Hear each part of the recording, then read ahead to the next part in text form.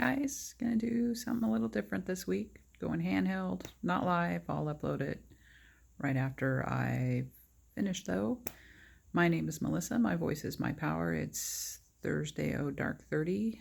I am way out of flow, way out of witchy work. Starting to feel like it's something I should do rather than something I want to do, which makes me back off of the whole thing. But I know in my heart I do want to do it. I just have to get back into flow. I'm always really gentle with myself. If I don't want to do something, I don't do it because I don't want to come to it half-heartedly. And frankly, we're all out of flow, right? We are deep in shelter in place. We are deep in nobody wants to get sick. So my days off have literally been my 3 days off. I don't leave my house. I am an essential employee. My husband is an essential employee. We're fortunate in that respect, but it does expose us more, and he particularly is more exposed than I am. I can go straight to work and back and be pretty safe, but he bounces around from 15 stores over 4 counties, so it's a little harder for him to maintain the safety net. So that makes me nervous, which is part of what puts me out of flow. So, and yes, I'm touching my face. That's like everybody touches their face, right? But so anyway, that's what's going on in the background. I decided this week I really couldn't think of anything to talk about other than I'm out of flow and I have 2 boxes to open and I want to do the work. And the astrology, I have the lesson this week is I have Palace in my 3rd house, which means my creativity is best expressed in visualization and journaling, both of which, yes, I'm really good at when I actually do them. Also, and I'm out of flow, so I'm not doing them. Also, I changed my description up just a little bit. I want to approach this more from my lessons learned come out best in peer support at work. And so I kind of thought of doing the whole peer support approach to being a witch, right? If you have a question or something you just can't quite figure out, the why of something, I'm happy to help with you as far as, experiential. I'm not as good of off the cuff symbology, but I'm very good intuitively, and I'm very good in terms of, again, my experience and relating it to your experience and helping you get some perspective on that. So I'm open to questions, comments, ideas, things I can talk about later. Drop a comment. I'll address it in the next video. But for this week, I think I'm going to talk about, I haven't recorded a dream I had earlier this week, and it was really pretty intense. It was so intense that I still remember it.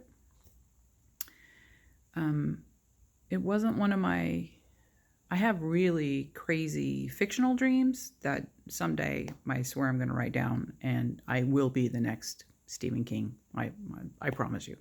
They're crazy intense, but I have to practice, right? Remembering them, writing them down, getting the details. They're so vivid. They're so amazing when I'm in them, and then I wake them up. I wake up and I'm gone because I haven't devoted the practice to that. That is a someday thing. This particular dream touched on, I guess, just a lot of my insecurities, and not a spoiler alert, what do they call it? A trigger alert. I'm going to talk about some really sensitive subjects. So if you are sensitive to topics of rape or incest or death, you should probably stop watching. But I hope you don't, because it is, after all, just a dream. So I think I want to say it was probably Monday night, Tuesday morning. I dreamed that I was having a sexual encounter consensually with someone. I don't know who the someone was. If I knew in the dream, I don't remember now. Not my husband. And then I dreamed we were having a second sexual encounter, but it was not consensual. And I was raped, and I was very unhappy. I said no all the way through, I wasn't screaming or anything. A lot of my dreams deal with screaming, but I wasn't screaming or anything. I was saying no all the way through. I didn't want to do it. And he did it anyway. So I got upset. I left the room. I got into my car. And as I was leaving whatever parking lot we were in, I barely scraped the bumper of the car in front of me. That car in front of me, although I barely scraped it, it was enough to move that car in front of me into a third car, which rolled off and into some sort of crazy ditch. It almost felt like a motel parking lot. I have no idea if that's what it was, but then so the ditch was more like the below parking lot level walkway into rooms that were, so it was the parking lot and then a concrete or, flat surface, and then pipe poles, metal poles, fence kind of cut in. Anyway, so the car went through that and down. And unbeknownst to me, and I left the scene. I didn't stop and exchange information. I was upset. I had just been raped. So I left the scene. And unbeknownst to me, I somehow, in that very minor initial bump, killed somebody under the third car involved, right? I was the first car. I hit the second car hit the third car went into the walkway down below and somehow killed an unknown male down in the walkway below.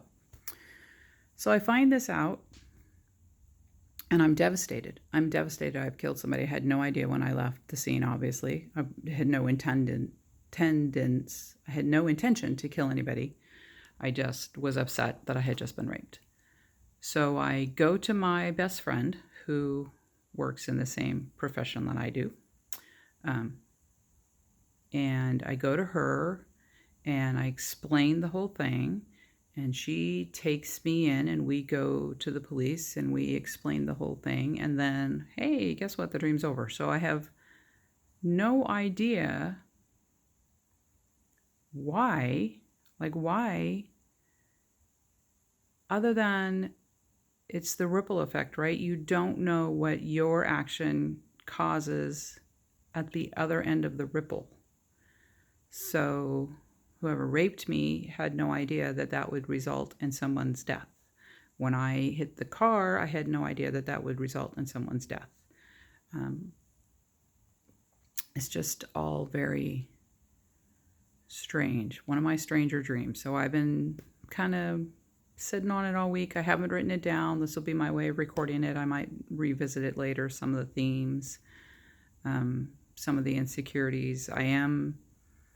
One of my insecurities is living out here in the middle of nowhere. If my husband's not home, he is home most nights that I'm awake, but he is not home most days that I sleep home alone. So I have we do lock up the house. I have an alarm. I have the Ring. I have a taser. It's not the taser brand, but a stun gun that sits on the bed next to me. There's a bat on the other side of the bed. There's just all sorts of precautions in place for something bad to happen. Hopefully nothing bad will happen, but that is one of my insecurities. That's how I deal with that insecurity, is put safety structures in place. So maybe it's playing on that. This whole shelter in place thing is playing on all of our insecurities, right? I have been anxious all week. I've been eating everything in sight because I'm so anxious. My keto program is out the door. I poisoned myself with sugar. I think half an ice cream cake that someone had delivered to work. I had a piece or two every night at work. It was bad. But that resulted in, just my body physiologically did not react well to the sugar. So hopefully I'm going to get that back in line. But just everything that I thought I had prepared myself for in terms of hitting my insecurities, right? When something big like this happens with this worldwide pandemic, you can't be prepared for that. There's no way you can be prepared for that. So you just kind of have to go through as gently as you can. When you lose your structures, remember to go back to them. So hopefully I've done that in the last few nights. I've slept a lot, but I think I'm going to get back into routine of things that I know that make me feel good. So Meditation still makes me feel good. I haven't lost that. Breathing still makes me feel good. I haven't lost that. Candles make me feel good. I have 3 candles lit now. So just, recognize when you're out of sync what will bring you back into sync, but be very, very gentle. Don't be judgmental about yourself. Don't be like, oh, you shouldn't have gone out of sync. Like, shit happens. Just be gentle. Get back into it as soon as you can. Try not to spiral out. If you're spiraling out, reach for help. There's a ton of resources on the internet and on Facebook. There's all kinds of things going around about numbers to call if you're anxious and need to talk to somebody. I encourage you, go find one of those now. I'll try and maybe drop in a link or two when I throw up the description of this. So that's where I'm going to leave it really quick tonight.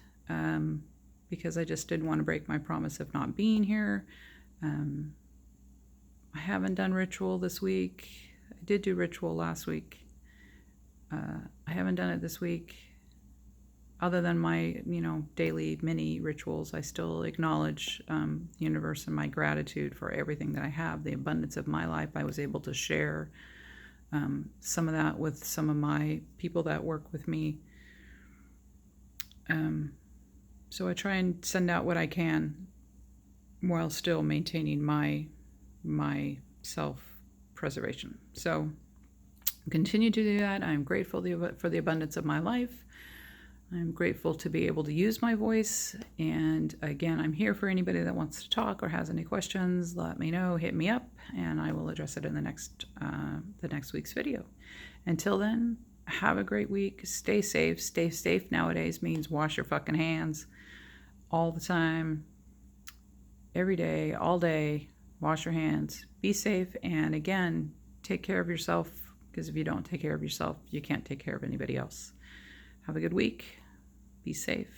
Wash your hands. Blessed be.